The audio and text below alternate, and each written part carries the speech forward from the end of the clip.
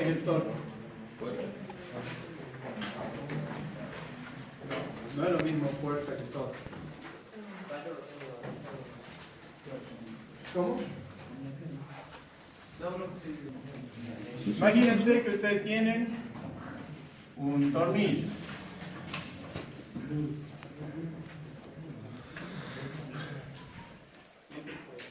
Y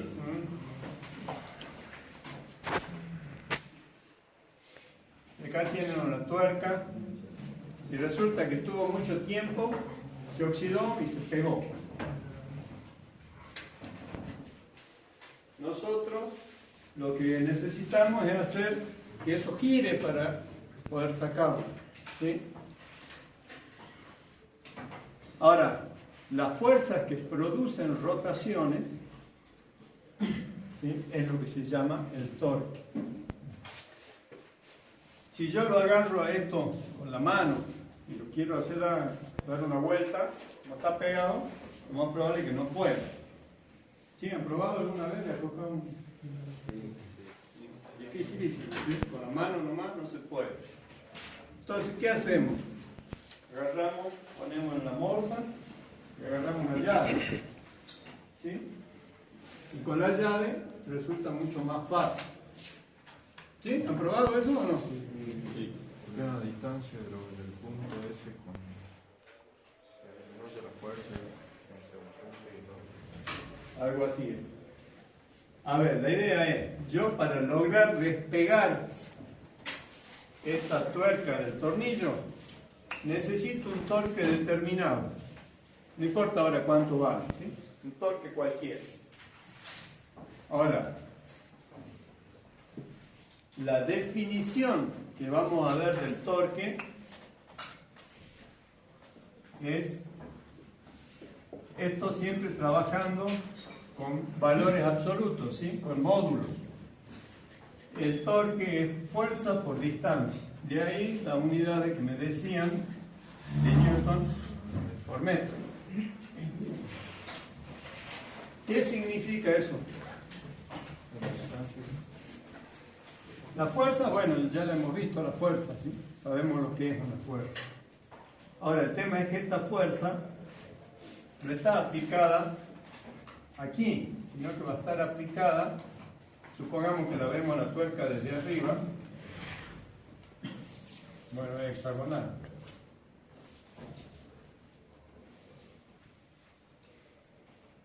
Así, ¿no es cierto? Yo la fuerza la aplico de forma tal que esto tienda a girar, ¿sí? Esa es la fuerza E. Si yo aplico una fuerza así, nunca la voy a hacer girar. ¿Estamos de acuerdo? A lo sumo lo puedo empujar el tornillo, pero no va a girar. Ahora, esta distancia es la distancia que hay desde el punto donde yo estoy aplicando la fuerza, ¿sí? En este caso acá estaría el tornillo. Esto va a girar así, entonces va a girar alrededor del centro del tornillo. ¿Estamos de acuerdo? Entonces es esa la distancia que yo voy a considerar. Cuando yo hago con la mano la fuerza, yo la hago acá así, tengo esta distancia. Si yo ahora le pongo acá una llave,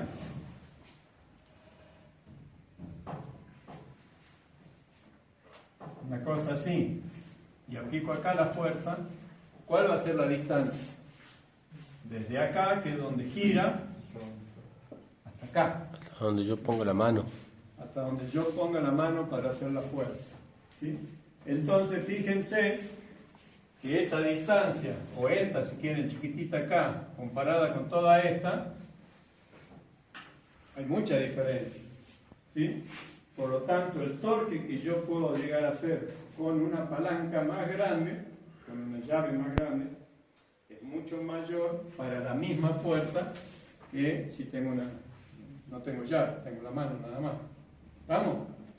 Entonces, es más fácil para mí llegar al torque que necesito para despegar la tuerca con una llave que sin la llave. ¿Se entiende la idea? Por eso hay veces que uno, por ejemplo, cuando está cambiando la rueda de un tractor o de un camión, agarran la llave y no lo pueden mover, entonces ponen una prolongación. ¿Han visto eso o no? Y bueno, estoy agrandando la distancia. Yo solo puedo hacer fuerza hasta mi peso. ¿Sí? Ya después me subo. No me sirve. Entonces, ese sería el límite de fuerza.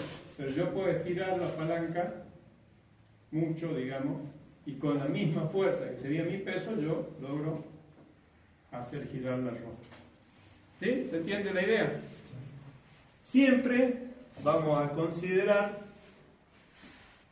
supongamos ahora que tenemos algo que puede girar acá. Nosotros lo que tenemos que tener en cuenta es la fuerza que produce la rotación. Si yo, como les decía hoy, supónganse que hago acá la fuerza así. Fíjense que tengo un brazo de palanca importante, sí tengo una distancia grande. Pero esta fuerza, ¿puede hacer rotar algo? No. No, ¿no es cierto? Porque como que yo tengo la llave puesta ahí y la estoy tironeando así, en vez de hacerla que gire para algún lado.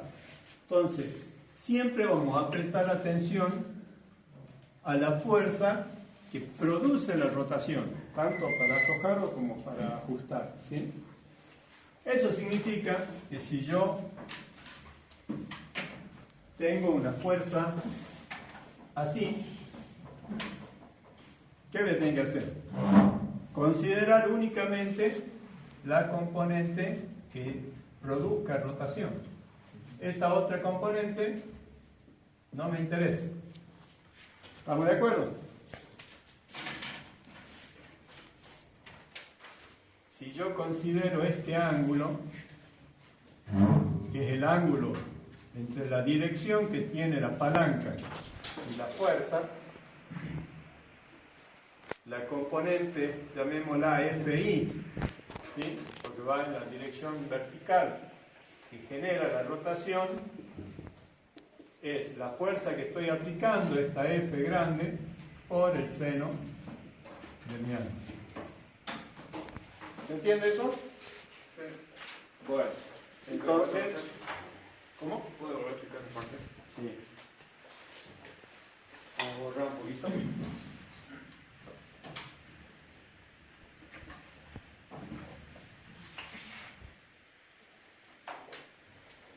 Bueno, entonces ahora supongamos que la fuerza aplicada tiene un determinado ángulo. Por lo que sea, ¿sí? Pues yo no puedo meter bien el brazo como para hacerlo como tiene que ser, entonces hago una fuerza rara cruzada ahí. La cuestión es que si yo tomo esta como el ángulo cero, ¿sí? La dirección del brazo de palanca, este va a ser el θ sobre el cual, digamos, en esa dirección va a estar aplicada la fuerza. A mí lo que me interesa de esto es solo la componente que puede producir rotación. Entonces, para este ángulo, esto es como lo mismo que yo lo ponga acá. ¿Sí? Esta fuerza es la misma que esta fuerza. Entonces volvemos al triángulo rectángulo, ¿se acuerdan? Y usábamos trigonometría. Para saber este cateto, sabiendo la hipotenusa, usamos el seno del ángulo. ¿Sí?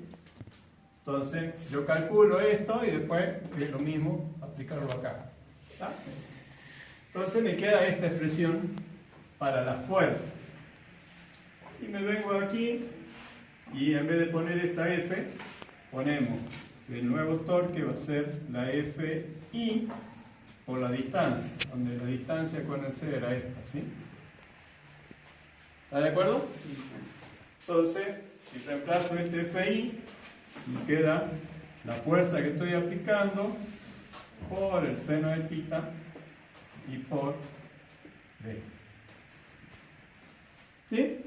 Esa es la forma genérica de la definición del torque, siempre trabajando en módulos. No vamos a ver la parte vectorial del torque, porque se van a hacer lío y no nos sirve de nada. ¿Está? ¿Se entendió? Sí. ¿Alguna pregunta?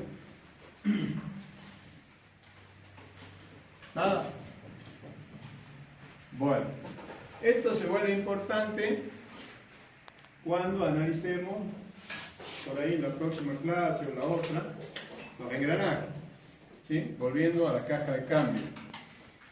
Vamos a ver cómo podemos aumentar o disminuir la fuerza, no la fuerza, los torques, usando engranajes de distintas relaciones. ¿Sí? Y eso es básicamente lo que hace la caja de cambio. ¿Está? ¿Se entiende la idea? Ya después lo vamos a ver un poco mejor. ¿Cómo?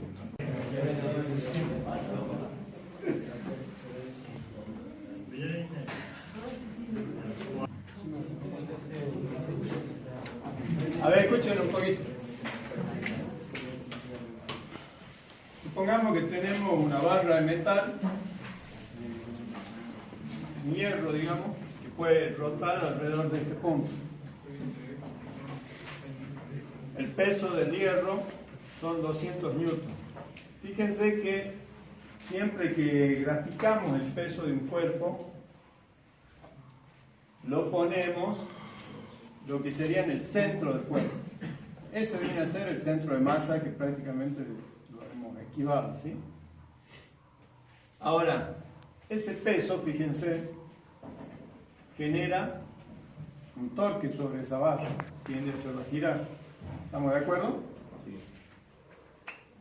Si yo tuviese que calcular qué fuerza tengo que hacer agarrándolo de acá, ya sea con la mano o con un alambre, lo agarro del pecho, ¿cómo se me ocurre que podríamos hacer eso? Para calcular justo la fuerza que equilibra y evita que la barra gire. Tensión de la cuerda. Bueno, ¿y cómo calculamos esa tensión? Fíjense, esto genera momento. Esto de acá también, este hacia arriba va a generar un momento positivo. ¿Sí? ¿Estamos de acuerdo? Sí. Entonces yo lo que voy a buscar es que el momento que produce el peso sea igual al momento que produce la fuerza que tengo aplicada acá. ¿Estamos de acuerdo? Sí. Puesto de otra forma,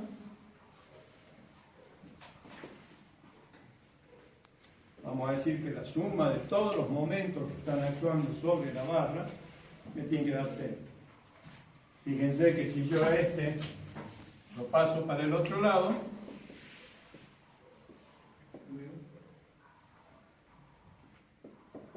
me queda igualado a 0, ¿sí? Entonces, esto se llama la condición de equilibrio. Esta, junto con esta, me definen cuando un cuerpo está en equilibrio, es decir, cuando tanto la suma de las fuerzas como la suma de los momentos es 0. ¿Por qué se plantea así? Supongan que yo tengo la tuerca de nuevo. Acá le hago una fuerza para allá y acá le hago una fuerza para allá.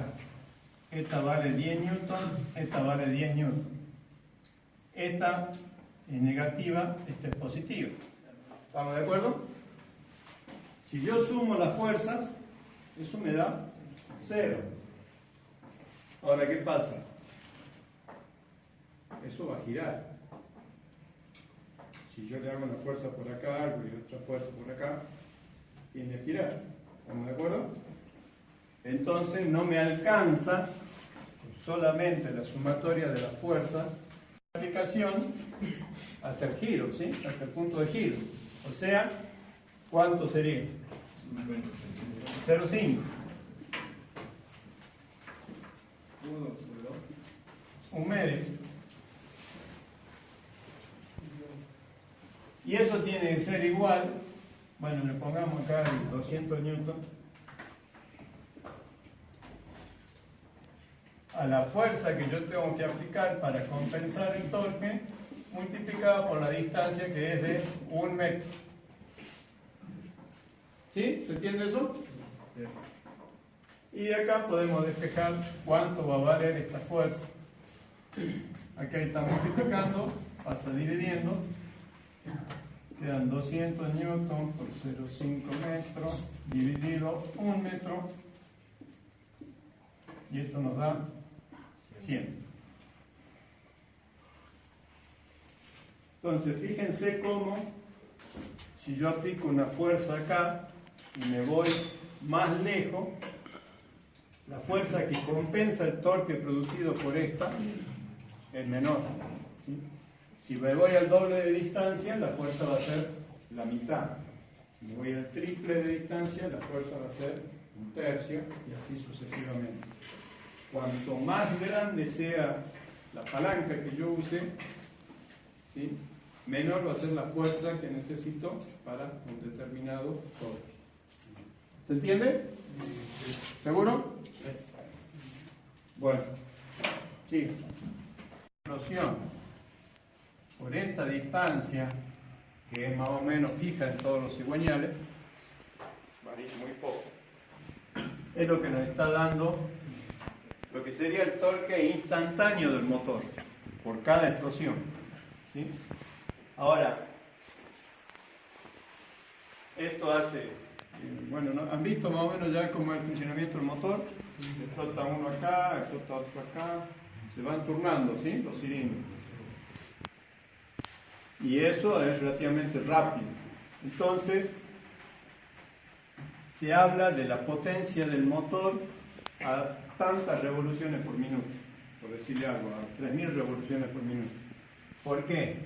Porque se toma como un promedio. Si yo considero un instante de tiempo muy cortito, tengo la explosión de un solo pistón. ¿Sí? Ahora, si extiendo ese tiempo, puedo tomar los 4 pistones, o los 6 pistones según qué motor se dé. Y eso, a medida que aumento las revoluciones, tengo mayor cantidad de explosiones en el mismo intervalo de tiempo. ¿Se entiende eso? No es lo mismo que yo vaya a 1000 RPM que vaya a 3000 RPM. En un minuto uno va a dar 1000 vueltas, el otro va a dar 3000. Entonces tenemos en uno 1000 explosiones y en el otro 3000 explosiones. ¿Se entiende? Entonces la potencia media que va a manejar el motor es distinta. Por eso cuando les dicen, este motor tiene, qué sé yo, 180 Nm a 3000 revoluciones. ¿Sí? ¿Se entiende la idea? ¿Sí o no? Sí. ¿Seguro? ¿Todos? No, yo no. ¿Qué parte? La parte de la revolución. O sea, cada revolución corresponde a una explosión. ¿Sí? Explotó, entonces este baja. Bueno, capaz que haya 2 explosiones por revolución. Eso véanlo con el de mecánica. Ahora, si yo voy a 1000 RPM en el motor, yo voy a tener, suponete, 1000 explosiones en un minuto. Eso me va a dar una cierta potencia, un cierto torque del motor promedio. Porque explota este, se van turnando y uno hace un promedio de todas las torques que hay.